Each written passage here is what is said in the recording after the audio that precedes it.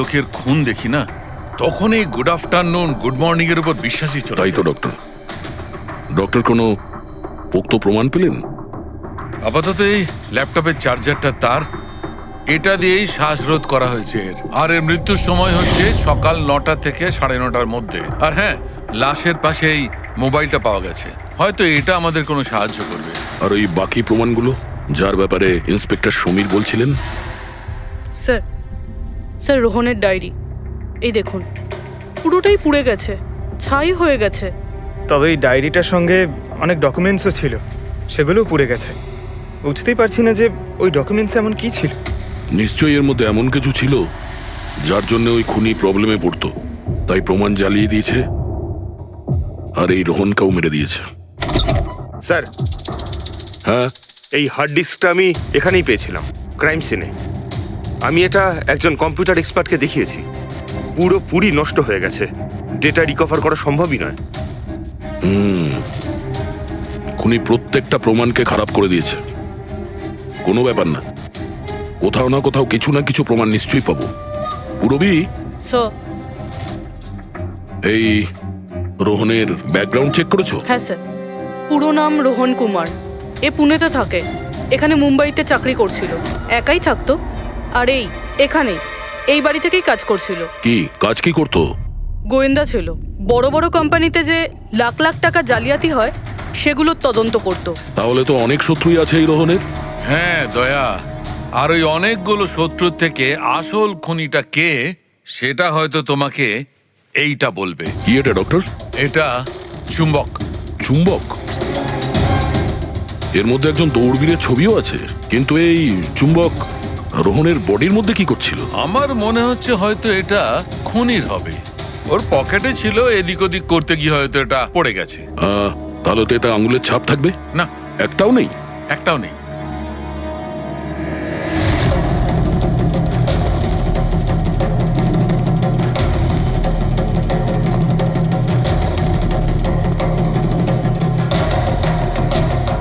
খুনি মনে হয় এখান থেকে এসছে। রবি, স্যার। এই রোহন এই মুহূর্তে কার জন্য কাজ করছিল? স্যার, ডিএনডি বিল্ডকম লিমিটেডের জন্য। BND Buildcom limited? এটা তো ইঞ্জিনিয়ারিং আর কনস্ট্রাকশনের 1 নম্বর কোম্পানি শহরের। হ্যাঁ স্যার, এই দেখুন, এই ভাঙা হার্ড ডিস্কটার উপরেও ওই কোম্পানিটারই স্টিকার লাগানো রয়েছে। আর মারা যাওয়ার ঠিক আগে এই রোহন এই কোম্পানির সিইও মিস্টার হিতেশের সাথে ভিডিও কলে ছিল। আর স্যার, এই লোকাল পুলিশ স্টেশনেই হিতেশে কমপ্লেন করেছিল।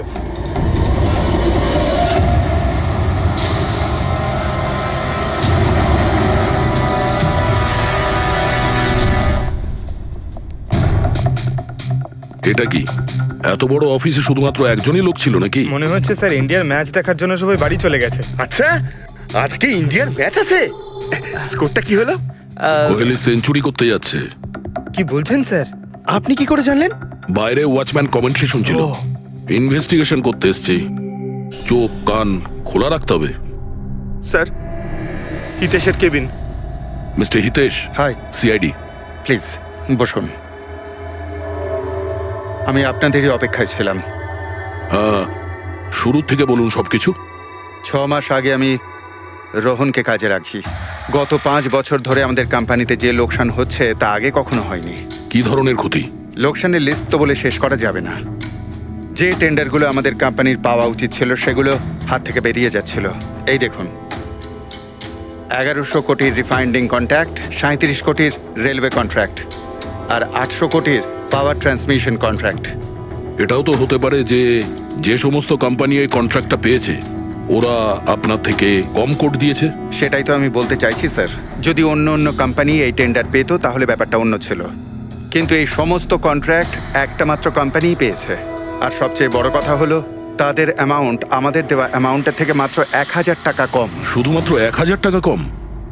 কোন কোম্পানি এটা? XPL infrastructure. XPL infrastructure? তাহলে আপনার মনে হচ্ছে যে আপনার কোম্পানিতে এমন কেউ বেইমান আছে যে স্যালারি আপনার থেকে নেয় কিন্তু কাজ এক্সপিএল এর জন্য করে?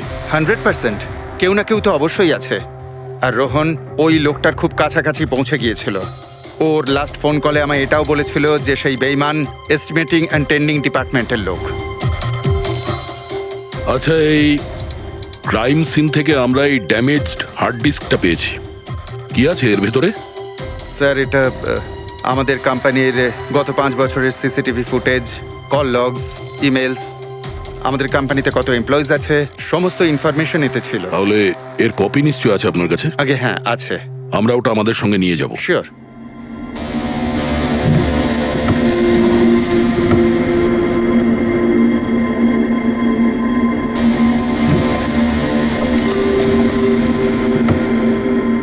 হয়তো হার্ড ডিস্কটা চুরি হয়ে গেছে। আমি এখানেই রেখেছিলাম হার্ড ডিস্কটা। কি? আপনার কেবিনের ভেতর থেকে কোনো জিনিস কি করে চুরি হয়? হয়তো আমার অনুপস্থিতিতে কেউ এসেছিল আর এখান থেকে। কিন্তু আপনার অফিসে এই সিসিটিভি ক্যামেরা লাগানো নেই কেন? কখনো দরকারই পড়েনি স্যার। প্রয়োজন বলে আসে না, এখন পড়লো তো প্রয়োজন। Sorry sir. আর হ্যাঁ, মিস্টার হিতেশ, আপনার কোম্পানিতে যত এস্টিমেটিং আর টেন্ডারিং ডিপার্টমেন্ট আছে, যত লোক আছে, আমরা তাদের সঙ্গে কথা বলবো। স্যার, আজকে ওই ডিপার্টমেন্টের কোনো এমপ্লয়ি কাজে আসেনি। কেন? সবাইকে ছুটিতে গেছে? আসলে ওরা প্রত্যেকেই ম্যারাথন রেসে পার্টিসিপেট করতে গেছে, যেটা সকাল 7টা থেকে 11টার মধ্যে হবে। কি সবাই ওই ম্যারাথন রেসে দৌড়তে গেছে? হঠাৎ করে সবাই এরকম রানার হওয়ার স্বপ্ন দেখছে কেন? আসলে আমাদের কোম্পানি এই ম্যারাথন রেসটা স্পন্সর করছে, তাই আমাদের এমপ্লয়ীদের এটা বাধ্যতামূলক ছিল ওখানে পার্টিসিপেট করা। শুধু তারাই পারবে না যাদের হাঁটুতে বা অন্য কোনো সমস্যা আছে। তো আপনারও সমস্যা আছে হাঁটুতে? হ্যাঁ। আচ্ছা আচ্ছা, এই ডিপার্টমেন্টে কতজন কাজ করে? 10 জন। আর এই 10 জনই ম্যারাথন রেসে গেছে? হ্যাঁ স্যার, যদি কেউ না যেত আমি অবশ্যই জানতে পারতাম স্যার। স্যার, হুম। যদি পুরো ডিপার্টমেন্টের সবাই ম্যারাথনে দৌড়চ্ছিল যখন রোহনের খুন হয়েছিল, তাহলে খুনটা করলো কে? হতে পারে ওই কন্ট্রাক্ট কিলার। এক মিনিট, মিস্টার হিতেশ, আপনার কাছে এই ম্যারাথন রেসের কোনো ব্রোশিয়া, কোনো লেটার আছে? ইয়েস স্যার, আমি আনছি। কি হলো স্যার? চুম্বকে ওই দৌড়ানোর লোকটা, ম্যারাথন রেস, এক্ষুনি জানতে পারবো। এই নিন sir. Thank you. You are welcome sir. দেখেছো, এটাই হলো ওই চুম্বকের রহস্য। যেটা ক্রাইম সিনে পাওয়া গেছে সেটা ম্যারাথন রেসে।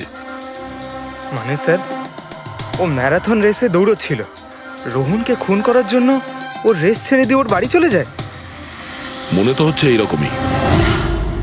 স্যার, এই বিপ ম্যাগনেট জার্সির ওপর লাগানো হয়। সঞ্জু স্যারকে একটু বুঝিয়ে দাও। দেখুন স্যার, এই ম্যাগনেটটাকে এখানে এইভাবে লাগিয়ে দিতে হবে। সেম এরকমই আরেকটা নেওয়ার পরে জার্সির ভেতর থেকে আমরা নিয়ে নেব, আর এটাকে আমরা এইভাবে লাগিয়ে দেবো। সেম আরেকটা এইভাবে নিয়ে এটাকে নিয়ে আমরা এইভাবে লাগিয়ে দেবো, আর এটা এইভাবে লক হয়ে যায়। আগে আমরা সেফটি পিন ইউজ করতাম, কিন্তু 2-1 রানার্সের চোট লেগেছিল, তাই আমরা এই ম্যাগনেট টেকনিকটার ব্যবহার করছি। এই ম্যাগনেট আর রেসিং হুইপ আপনি সব প্রতিযোগীকেই দিয়েছিলেন? ইয়েস স্যার, সবাইকে জানিয়ে দেওয়া হয়েছিল, বলাও হয়েছিল রেস শেষ হয়ে যাওয়ার পরে সব ম্যাগনেটগুলোকে ফেরত দিয়ে দিতে। তাহলে কারা কারা এই ম্যাগনেট ফিরিয়ে দেয়নি? স্যার, অনেকেই দেয়নি, কেউ ফেলে দিয়েছিল, কেউ বা হারিয়ে ফেলেছিল, আর এক একজনের দায়িত্বও ছিল না যে জিনিসটাকে ফেরত দিতে হবে। একটা কথা তো শিওর, কেউ রেস মাঝপথে ছেড়ে দিয়েছিল, গিয়ে খুন করে আবার ফিরে এসেছে। কিন্তু স্যার, রেস তো অনেক লোকেই মাঝখানেই ছেড়ে দিয়েছিল, কিন্তু এটা কি করে জানা যাবে যে তাদের মধ্যে রোহনকে কে মেরেছে?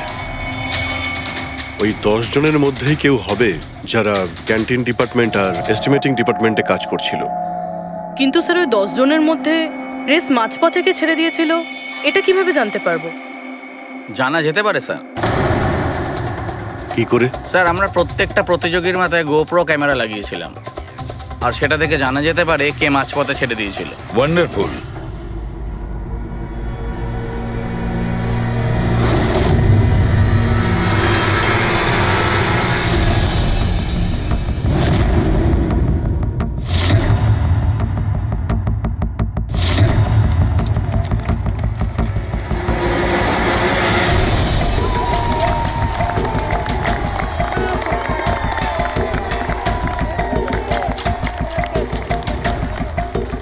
নবীন, এই রিশটা তোকেই জিততে হবে।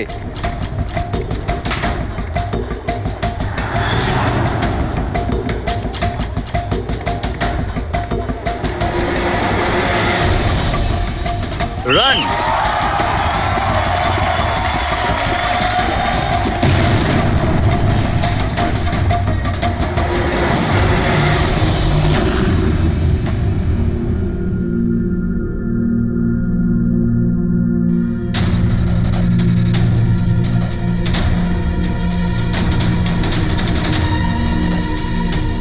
এই চারটে স্ক্রিন এগুলো ব্ল্যাঙ্ক কেন? জানি না স্যার, আমরা তো সব ক্যামেরা চালু করে এতে দিয়েছিলাম। হয়তো ভুল করে এই চারজন ক্যামেরা অফ করে ফেলেছিল। ভুল করে করেছে নাকি ইচ্ছে করে?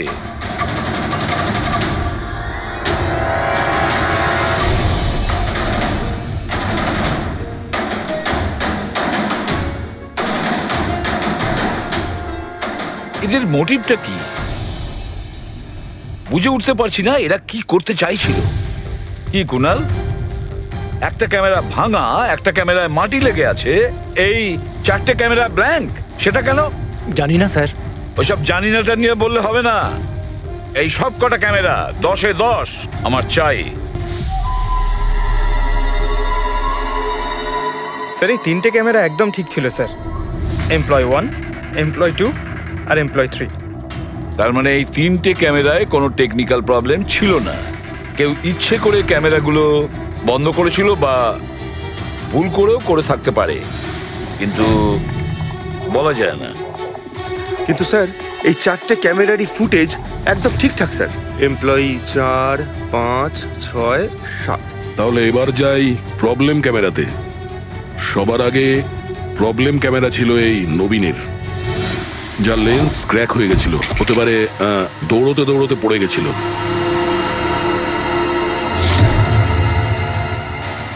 হ্যাঁ,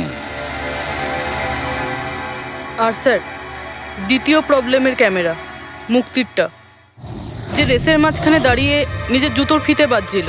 হ্যাঁ, তারপরে ফিতে বাঁধার পরে ওই হাতটাই নিজের লেন্সে লাগায় আর লেন্সে সমস্ত পিকচারটাই ঝাপসা হয়ে যায়। কিন্তু স্যার, এই মাটি ইচ্ছে করে লাগিয়েছে নাকি ভুল করে?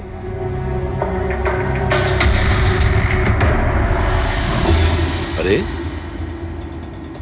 10টা লোকের তো 10টা গোপ্রো ক্যামেরা থাকা উচিত, এখানে তো দেখছি 9টা। গৌরবের ক্যামেরাটা কি হলো, সেটা কোথায়? স্যার, ওই ক্যামেরাটা হারিয়ে গেছে। গৌরব ওটা ফেরত দেয়নি। তাহলে স্যার এই গৌরবই খুনি, ওকে ধরে ফেলা উচিত। না পঙ্কজ, যেভাবে হয় না। হতে পারে গৌরব ক্যামেরাটা ফেরত দিতে ভুলে গেছে। আমাদের এটা ভাবতে হবে যে খুনি এই সময়টাই কেন বেছে নিল ম্যারাথন রেসের টাইমে খুন করার জন্য। ও তো চাইলে যে কোনো সময় খুন করতে পারতো, যে কোনো জায়গায় পারতো। হ্যাঁ, অ্যালিবাইয়ের জন্য স্যার, যাতে ধরা পড়লে খুনি বলতে পারে যে রোহনকে খুনের সময় ও তো ম্যারাথনে পার্টিসিপেট করেছিল। হ্যাঁ, সেই জন্য ও রেসেও পার্টিসিপেট করেছিল আর রেস কমপ্লিট করেছিল। তার মানে স্যার, রেসকে মাঝখান থেকে ছেড়ে ও চলে গেছিল, তারপরে গিয়ে খুন করলো, আর খুন করার পরে এসে রেস আবার শেষ করলো। এক্স্যাক্টলি। কিন্তু স্যার, এই ফুটেজ থেকে কিভাবে জানতে পারবো কে রেস ছেড়ে চলে গেছে, খুন করেছে, আবার রেস জয়েন করেছে? স্যার, এই ব্যাপারটা আপনি টাইমিং চিপ থেকে জানতে পারবেন। টাইমিং চিপটা আবার কি?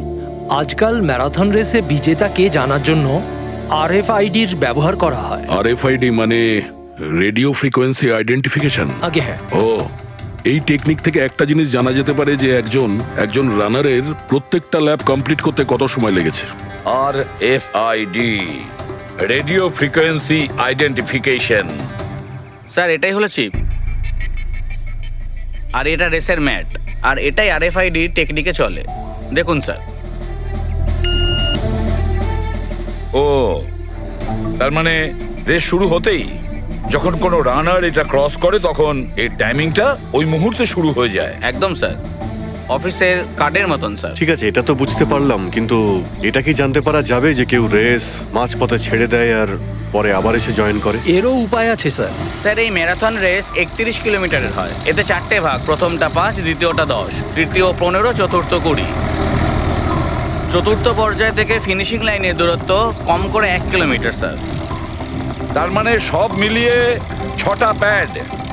স্টার্টিং লাইনের প্রথম প্যাড আর ফিনিশিং লাইনের 6 নম্বর প্যাড। মাঝখানে 4টে থাকছে, 4টে ধাপ, 4টে প্যাড।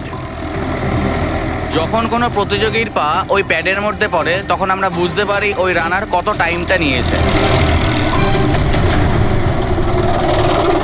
তাহলে কে রেস মাঝপথে ছেড়েছিল আর কে ছেড়ে যায়নি এটা জানা গেলে এটাও জানা যাবে যে একটা ধাপ থেকে আরেকটা ধাপে যাওয়ার সময় কোন রানারের সব থেকে বেশি সময় লেগেছিল। সবকটারই টাইমিংটা চেক করতে হবে। জানা তো যাবে সে কে যে মাঝপথে রেস ছেড়ে আবার জয়েন করেছে। পুরবি, সো স্যার আমাদের প্রথম কচ্ছপ হলো এই নবীন। এ রেসের প্রত্যেকটা ল্যাপ 25 মিনিটে কমপ্লিট করেছে, কিন্তু শেষ ল্যাপের পরে ফিনিশিং লাইন পর্যন্ত পৌঁছানোর জন্য মানে 1 কিলোমিটার ক্রস করার জন্য ওর 50 মিনিট সময় লেগেছে। নবীন,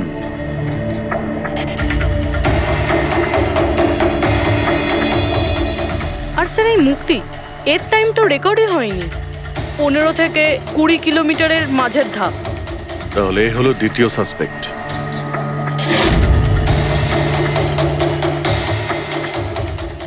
মুক্তি। আর এবার এই গৌরব, এ তো 15 কিলোমিটারের ধাপই বের হতে পারেনি। তাহলে এই হলো আমাদের তৃতীয় সাসপেক্ট। স্যার বাকি সবার টাইমিং তো মোটামুটি ঠিকঠাকই আছে। তার মানে এই খুন এই 3 জনের মধ্যেই কেউ করেছে, মুক্তি, নবীন আর গৌরবের মধ্যে। যদি নবীন খুন করে থাকে তাহলে সে রেস ছেড়েছে 20 কিলোমিটার আর ফিনিশিং লাইনের মাঝপথে। পেড্রিক, পঙ্কজ, বাইক নিয়ে যাও, এবার স্পিডে যাবে ওই রুটেই। আর খেয়াল করো যেখানে ওই 3 জন যেখানে রেস ছেড়েছে সেখান থেকে রোহনের বাড়ি কতটা দূরে আর কত সময়।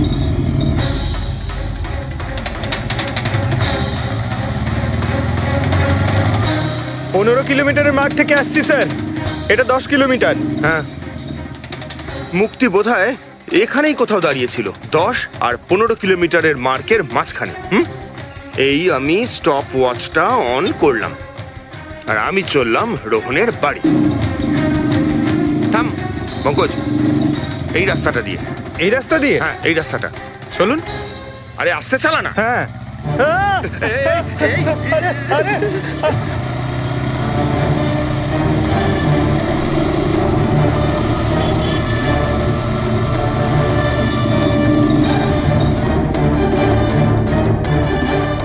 এই দেখুন রোহনের বাড়ি। মুক্তি নিশ্চয়ই রোহনের ঘরে পিছনের জানলা দিয়ে ঢুকেছিল।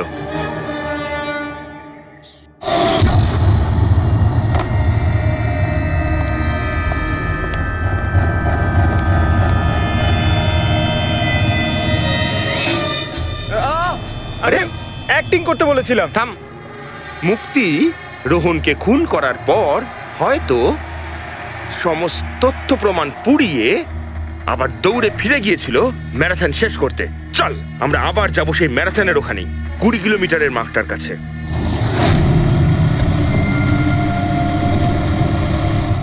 স্টপ ওয়াচে টাইম দেখে নিন স্যার। 26 মিনিট।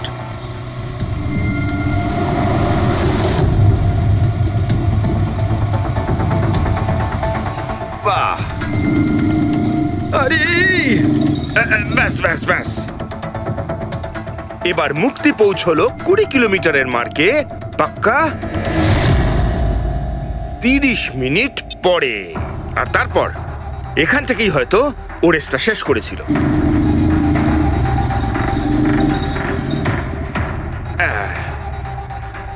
এবার শোন, গৌরব যদি খুন করে থাকে তাহলে ও রেসটা এখানেই ছেড়েছিল, 10 আর 15 কিলোমিটার মার্কের মাঝামাঝি। এই আমি স্টপ ওয়াচ অন করলাম। এবার যাব আমরা রোহনের বাড়ি। চলো। চল।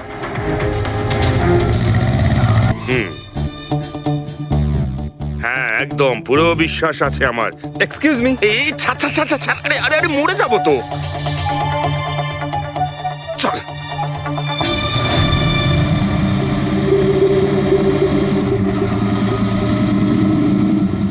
ব্যাস। একটু দাঁড়ান। আমি বুঝতে পেরেছি, আমি বলছি। এই গৌরব রোহনের বাড়ি থেকে 15 থেকে 20 কিলোমিটার দূরে রেসে আবার জয়েন করেছিল, তাই না? শাবাশ! হ্যাঁ।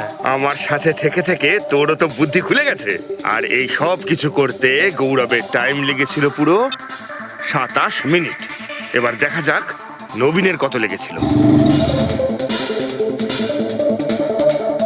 এবার যদি নবীন খুন করে থাকে তাহলে ও নিশ্চয়ই এখান থেকে গেছিল, যেখানে ও পড়ে গেছিল। এই আমি স্টপ ওয়াচ অন করলাম। এবার যাওয়া যাক রোহনের বাড়ি। চল চলুন স্যার। ওকে, পঙ্কজ, 3 জন রোহনের সাথে এরকমই কিছু করেছিল। ব্যাস,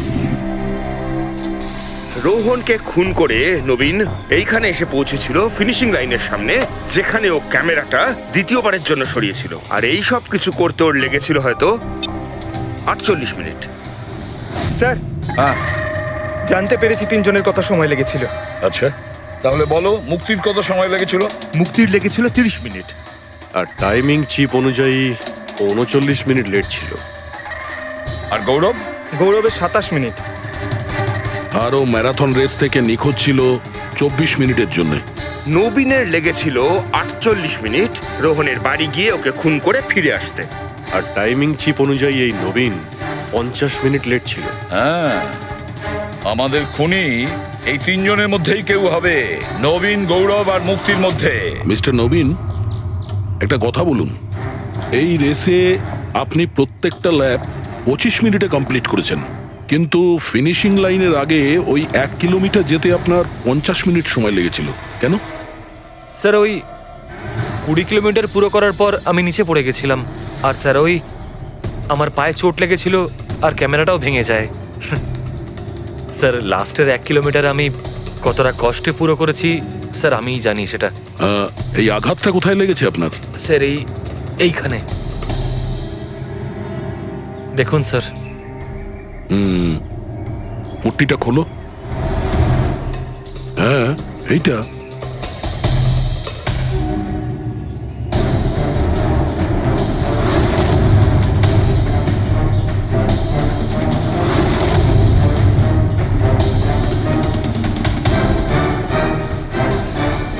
স্যার এবার আপনার বিশ্বাস হয়েছে যে আমি কোনো দোষ করিনি? নির্দোষ যদি হও এত ঘাবড়ে যাচ্ছ কেন?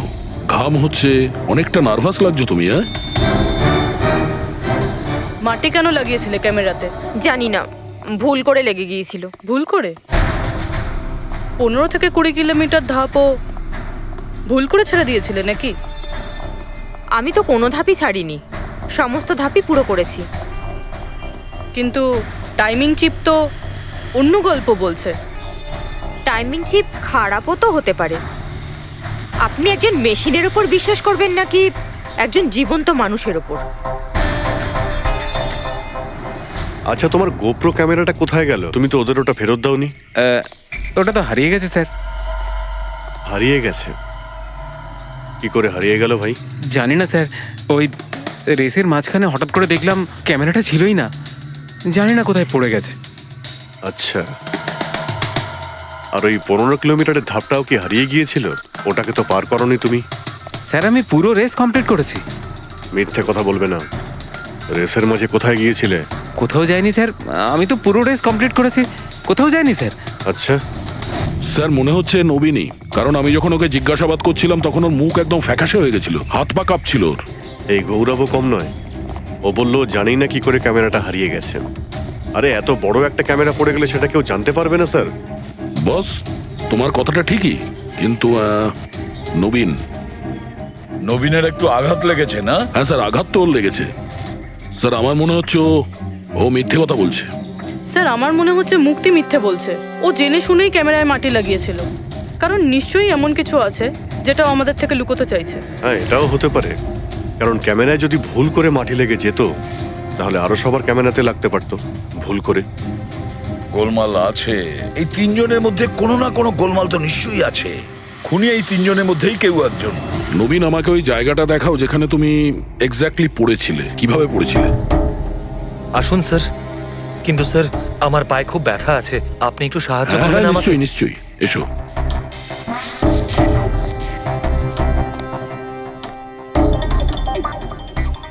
স্যার আমি এখনো বলছি আপনাকে, আপনি নিজের টাইম ওয়েস্ট করছেন। এমনটা যেন না হয় যে আসল খুনিই পালিয়ে যায়। সিআইডির হাত থেকে আজ পর্যন্ত কোনো খুনি না বেরিয়েছে না বেরোতে পারবে, নিশ্চিন্ত থাকো। হ্যাঁ, স্যার ওই যে এখানে আটকেই আমি পড়ে যাই। এখানে? হ্যাঁ স্যার, স্যার পড়ে যেতেই আমার ক্যামেরাটাও ভেঙে যায়। আচ্ছা। তারপর আমি ক্যামেরাটা আবার লাগালাম, তারপর রেস স্টার্ট করলাম। প্রচুর ব্যথা নিয়ে তুমি এই রেসটা ফিনিশ করেছো। হ্যাঁ স্যার, এখনো খুব ব্যথা। তুমি পড়েছিলে এইখানে, এই জায়গাটায়? হ্যাঁ স্যার, খুব ক্লান্ত হয়ে গেছিলাম তো, তাই খেয়াল করিনি আর পা আটকে নিচে পড়ে যাই। আচ্ছা, রেস ফিনিশ করার আগে তুমি দ্বিতীয়বার ওই ক্যামেরাটাকে সরিয়ে দিয়েছিলে কেন? আচ্ছা, ওটা তো স্যার খুব গরম লাগছিল তো, তাই মুখটা ধোয়ার জন্য আমি ক্যামেরাটা খুলে ফেলেছিলাম। কিন্তু কিছুক্ষণ পরেই আমি আবার ক্যামেরাটা লাগিয়ে নিই। রেস তো আমি তারপরেই কমপ্লিট করেছিলাম। হ্যাঁ ঠিক আছে, চলো। স্যার কিছু তো বলুন, আমরা যাচ্ছি কোথায় আসলে? তোমার হারিয়ে যাওয়া ক্যামেরা খুঁজতে। স্যার কিন্তু এত বড় জায়গাতে আমরা খুঁজবো কি করে ওই ক্যামেরাটা? প্রত্যেক ক্যামেরাতে একটা চিপ লাগানো আছে, আর এই ম্যাপ বলছে তোমার ক্যামেরা এইদিকেই আছে। চলে এসো। ম্যাম, আমি সত্যি কথাই বলছি। সত্যি তো এটাই, তুমি 10-15 কিলোমিটারের মাঝে রেস ছেড়ে দিয়েছিলে আর তারপরে রোহনকে মেরে দিয়ে এখানে চলে এলে, এই 20 কিলোমিটারের মার্কে চলে এলে। কারণ তুমি তো জানতে এখান থেকে তোমাকে কোনো খেলোয়াড় দেখতে পাবে না। সব খেলোয়াড়রা তো তখন পিছনে। সব মিথ্যে। আপনি আমার কথা বিশ্বাস কেন করছেন না?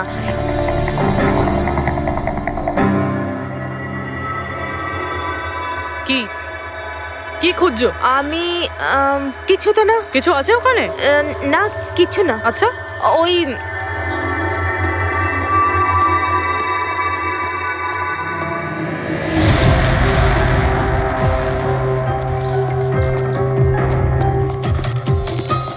ও তো তুমি সাইকেলে করে গিয়েছিলে রোহনকে খুন করতে? আমি সত্যিই জানি না যে এই সাইকেলটা কার। তাই এক্ষুনি সব জানা যাবে যখন তোমার আঙুলের ছাপ এই সাইকেলে পাওয়া যাবে। হ্যাঁ ম্যাম, প্লিজ। হ্যাঁ,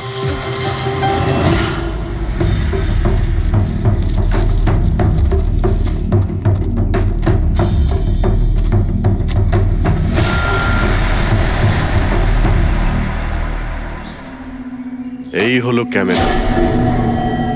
এটাকে পুরো ভেঙে ফেলেছো? হ্যাঁ, আমি ভাঙিনি স্যার। দুটো ক্যামেরা।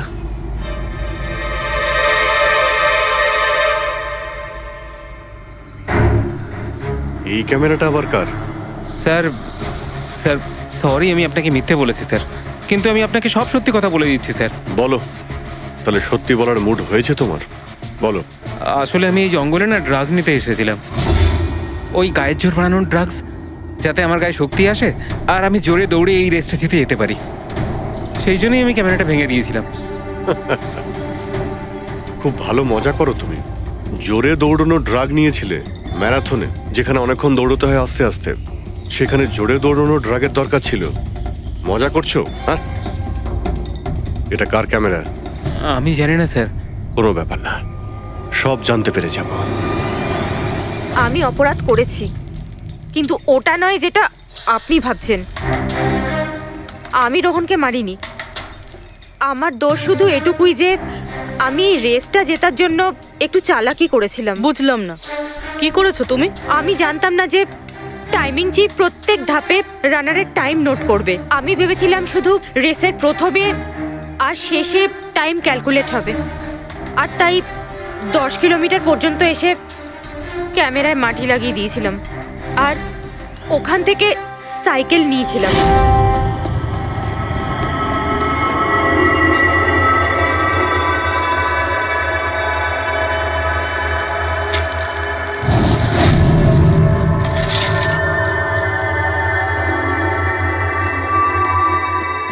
কিন্তু রেস শেষ হতেই সিআইডি ওখানে চলে এলো আর আমি ওখান থেকে সাইকেলটা সরানোর সুযোগই পাইনি। এত কিছু করেছো শুধু একটা রেস জেতার জন্য? আসলে অফিসে বেট ধরা হয়েছিল যে আমাদের ডিপার্টমেন্টে যে রেসটা জিতবে তাকে সবাই কন্ট্রিবিউট করে 5 লাখ টাকা দেবে। আমার টাকার খুব দরকার ছিল, তাই আমি এটা দীপ্তির ক্যামেরা। এই দুটো ক্যামেরা তোমরা কেন ভেঙেছিলে? স্যার আসলে আমরা এই রেসে এসেছিলাম যাতে একে অপরের সাথে সময় কাটাতে পারি, কিন্তু তারপরে খেয়াল হলো যে আমাদের প্রেমের কথাবার্তা সব ওই গোপ্রোতে রেকর্ড হচ্ছে স্যার। কখন থেকে ফলো করছে। শোন না, তোকে খুব সুন্দর লাগছে। দাঁত ছাড়ো তো। কি হলো? গোপ্রোতে সব রেকর্ড হচ্ছে। ও গড, এখন কি করব? একটা কাজ করা যাক, চল আমার সঙ্গে। হ্যাঁ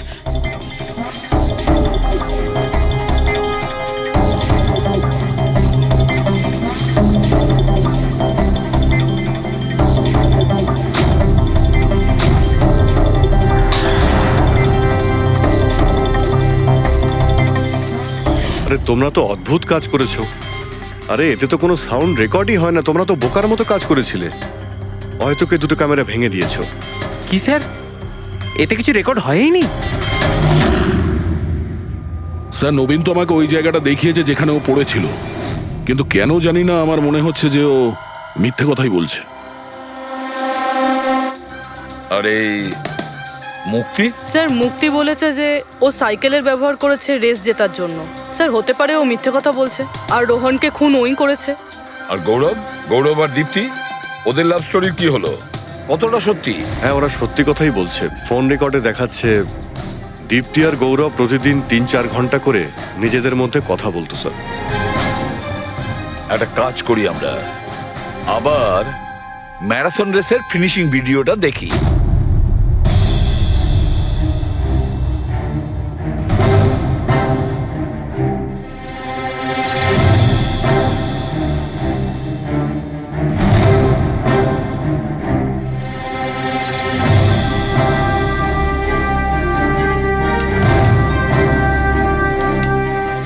তার মানে গৌরবের ঠিক পরেই এই দীপ্তি ঢুকেছিল। দুজনে একসঙ্গেই ছিল। মনে হচ্ছে স্যার দুজনেই এই কাণ্ড করেছে। এক মিনিট অভিজিৎ, দয়া, এই ফুটেজটা দেখো। এই যে এই হলো সেই খুনি।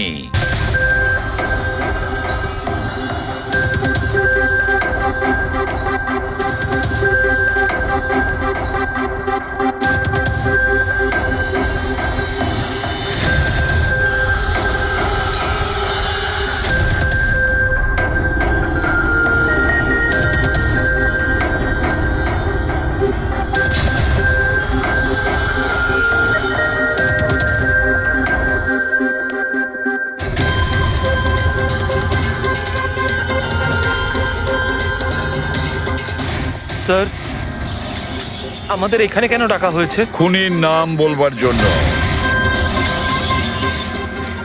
স্যার সত্যি খুনি ধরা পড়েছে? তাহলে বলুন না স্যার, কে খুনি? আরে বলবো, একটু ধৈর্য ধরো। মুক্তি, 5 লাখ টাকার জন্য তুমি বেইমানি করেছো। 5 লাখ টাকার জন্য। আর গৌরব, তুমি তো তোমার ভালোবাসা লুকোনোর জন্য বেইমানি করেছো। আর নবীন, তুমি চলো, তোমাকে আবার দেখাচ্ছি, রেসের একটা পার্ট দেখাচ্ছি। খুব ভালো করে দেখো আর বলো কোথায় ভুল আছে, বলো।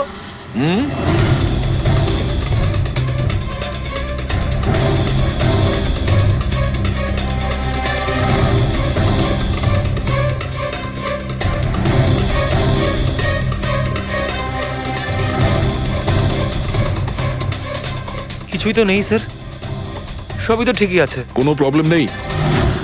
তোমার মনে আছে তুমি বলেছিলে যে ক্যামেরাটা দ্বিতীয়বার যখন তুমি সরিয়েছিলে তারপরে তুমি মাথায় জল ঢেলেছিলে?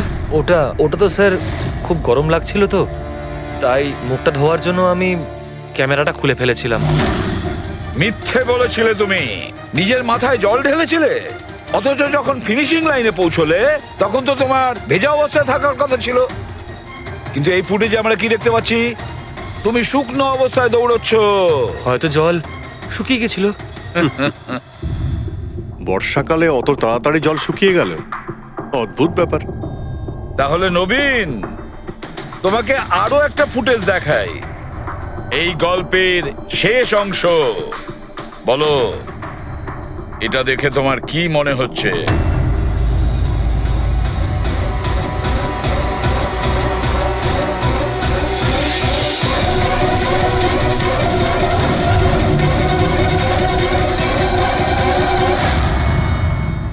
কি নবীন, এই ফুটেজে তোমার মুখটা কেমন চেঞ্জ লাগছে না?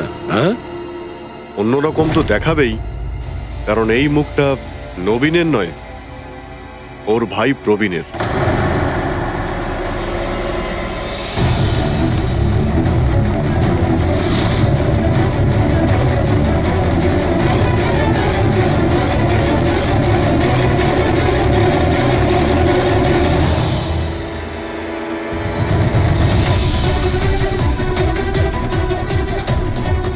খুব বড় প্ল্যান বানিয়েছিলে তুমি, দারুণ মাথা খাটিয়েছিলে তুমি।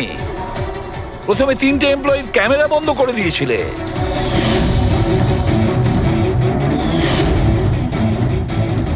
আর তারপরে নিজের গোপ্রো ক্যামেরা নিচে ফেলে দিয়েছিলে যাতে লেন্সটা ভেঙে যায়।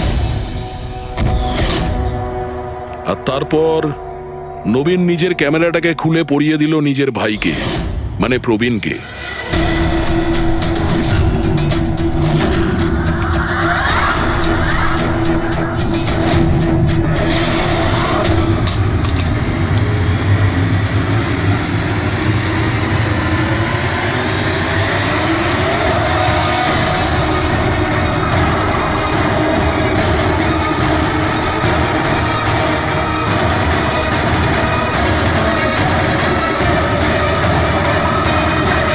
এই ক্যামেরা বদল করার সময় খুব একটা সময় ছিল না, তাই হতে পারে ওই টি শার্টে যখন কাগজটা লাগাচ্ছিল তখন সমস্ত ম্যাগনেটগুলো লাগায়নি, কিছু ম্যাগনেট নবীন নিজের পকেটে ভরে নিয়ে গেছিল।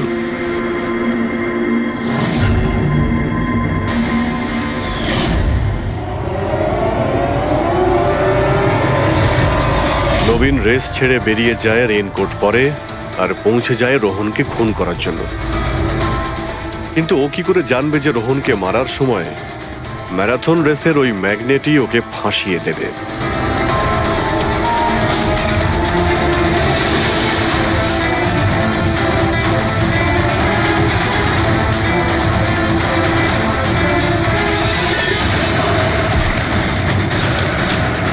তারপর তুমি পুরো প্রমাণ নষ্ট করলে আর আবার এসে রেসে জয়েন করলে। ইচ্ছে করে নিজের পায়ে তুমি চোট লাগালে যাতে আমরা বিশ্বাস করি যে আঘাতটা সত্যি। আর তারপরে তুমি রেসটা ফিনিশ করো। তাহলে বলো। হ্যাঁ স্যার, আমি খুন করেছি রোহনকে। একদম একদম পারফেক্ট প্ল্যান ছিল, কিন্তু আমি কি করে জানবো যে আপনারা আমার থেকেও অনেক বুদ্ধিমান? প্রত্যেক অপরাধী এই ভুলটাই করে, কারণ তার মনে হয় যে সে আইনের চোখে ফাঁকি দিয়ে দেবে। এবারে বলো, ওকে কেন খুন করলে? তাড়াতাড়ি বলো। বিএনডি বিল্ডকনে হওয়া প্রত্যেকটা গন্ডগোলের পেছনে আমিই ছিলাম। আমার জন্যই প্রত্যেকটা টেন্ডার কোম্পানির হাতছাড়া হলো। আর আমি যদি রোহনকে না মারতাম তাহলে ও আমার সমস্ত রহস্য খুলে দিত। তাই আমি... লজ্জা লাগার কথা তোমার, যে থালায় খেয়েছো ওই থালায় ফুটো করেছো। আর সেই পাপ লুকোনোর জন্য তুমি রোহনকে খুন করে দিয়েছো। আইন তোমাকে কঠোরতম শাস্তি দেবে। আশা করি ততদিনে ফাঁসির অর্ডার এসে যাবে। নিয়ে যাও এদের।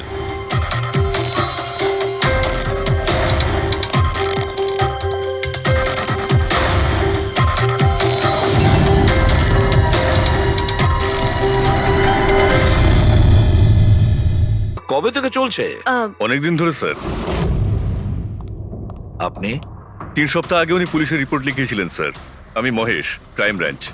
কেসটায় কোনো প্রগ্রেস হয়েছে? তেমন কিছু না স্যার, এ যেই হোক ভীষণ চালাক, তাই খুব সহজে ধরা যায় না স্যার। আসবে, অবশ্যই আসবে, শুধু একটা সুযোগ চাই। রিয়া, এসব কতদিন ধরে চলছে?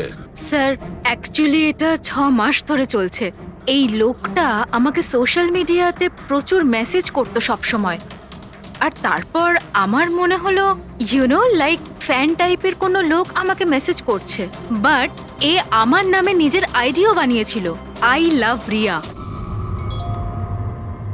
Riya, you are beautiful, I love you so much, I want to marry you. উত্তর দাও, না হলে ভালো হবে না। চেহারা খারাপ করে দেব। ও গড, প্রাণে মেরে ফেলবো? মাই গড! তাহলে আপনি ওকে ব্লক করেননি কেন? অফকোর্স ম্যাম, আমি ব্লক করেছিলাম, কিন্তু উনি খুব জেদি টাইপের লোক ছিল। ও নিজের আলাদা আলাদা প্রোফাইল বানিয়ে আমাকে খুব ডিস্টার্ব করতো। শুধু তাই নয়, ও আমাকে আমারই চোখ ছাড়া ফটো পাঠিয়ে, আর তাতে এটাই লেখা ছিল যে যদি আমি ওকে ছাড়া অন্য কাউকে দেখি তাহলে ও আমার চোখ তুলে নেবে। কোনো পাগল প্রেমী মনে হচ্ছে স্যার। হ্যাঁ স্যার, এই পাগল লোকটা তো আমাকে ফোন করে করে বিরক্ত করে দিয়েছে। আর ও এটাও বলছিল যে ও আমার সাথে দেখা করতে আসবে। আর স্যার স্যার তারপরে এত রাত কেটে গেছে, কিন্তু আমি একটা রাতও নিশ্চিন্তে ঘুমোতে পারিনি। মহেশ, এই লোকটার আইপি অ্যাড্রেস ক্র্যাক করেছিলে? করেছিলাম স্যার, তারপর? কিন্তু সমস্ত মেসেজ আলাদা আলাদা আইপি নাম্বার থেকে পাঠানো হয়েছে। আর কলসের ডিটেলস? সমস্ত ডিটেল নকল স্যার। আর ও যা কিছুই করছে ভীষণ প্ল্যানিং করে করছে। সমস্ত কল আলাদা আলাদা নাম্বার থেকে করেছে। মনে হচ্ছে ফোন বার্নারের ব্যবহার করা হয়েছে। কোন লোকেশন থেকে কল করা হয়েছিল? সমস্ত লোকেশন আলাদা আলাদা স্যার। এই দেখুন, বরেলি, ঝাঁসি, ইন্দোর, আহমেদনগর। তার মানে কল ডিটেলস গুলো সব নকল? কলের ডিটেলসটা নকল, নাকি হয়তো ও আস্তে আস্তে রিয়ার কাছাকাছি আসছে। আহমেদনগর মুম্বাই থেকে খুব একটা দূর নয় স্যার। কিন্তু এই কুরিয়ার কোম্পানি তো মুম্বাইরই স্যার। তাহলে ও মুম্বাইতে চলে এসেছে। স্যার, এটা কিরকম কথা বলছেন আপনি? ও যদি মুম্বাই চলে আসে তাহলে আমি কোথায় যাব? শহর ছেড়ে দেব? আমি কোথায় যাব স্যার? এই শহর ছেড়ে যাওয়ার দরকার নেই রিয়া, ভয় পেও না। এবার তার ভালোবাসার অসুখটা আমরা সারিয়ে তুলবো। স্যার, এটা সেই বিল্ডিংটাই যেখানে আমি ওই কোরিয়ার সার্ভিস দিয়েছিলাম। যে তোমাকে এই পার্সেলটা দিয়েছিল সে কিরকম দেখতে? ওর মুখটা আঁকাতে পারবে? স্যার, আমি ওর মুখ দেখিনি। ঘরের ভেতরটা একটু অন্ধকার ছিল, তবে ওর মুখে একটু দাড়ি ছিল। ও একটা ক্যাপও পরেছিল স্যার। মনে হয় চেষ্টা করেছিল নিজেকে লুকোনোর, ওই কোরিয়ারের লোকটা। স্যার, হ্যাঁ, ইনি এই বিল্ডিং এর সেক্রেটারি।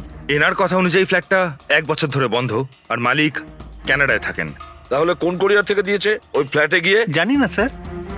তুমি আবার এদের কোনো ভুল বিল্ডিং এ নিয়ে আসোনি তো? আমি ভুল বিল্ডিংয়ে কেন নিয়ে আসবো স্যার? 1 মিনিট, এই দেখুন দেখুন কি লেখা আছে। ঠিকই তো আছে। এই রেকর্ডটা ভুল আছে স্যার। আমি এক্ষুনি আপনাদের ফ্ল্যাটের রেকর্ড দেখাচ্ছি। এদিকটায় আসুন। যদিও ফ্ল্যাটটা 1 বছর ধরে বন্ধ আছে, হয়তো ওখানে মাকড়সা জাল হয়ে গেছে। দেখি।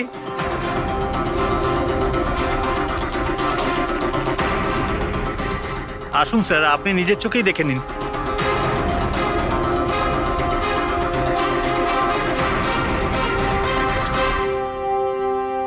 ও হো হো হো হো হো, এ তো চারদিকেই খালি রিয়ার ফটো ছড়ানো।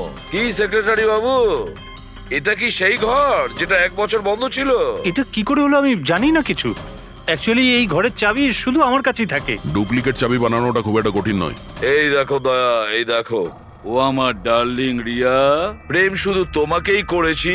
তুমি যদি আমায় ধোকা দাও তাহলে তাহলে ভুলে যাব আমি তোমায় ভালোবেসেছি। রিয়া, তুমি শুধুই আমার। কেউ তোমাকে আমার থেকে কেড়ে নিতে পারবে না। আমার আর রিয়ার মাঝখানে যে আসবে তাকে আমি একদম শেষ করে দেবো। আমার ভালোবাসার মূল্য দাও, নয়তো তোমার রক্ত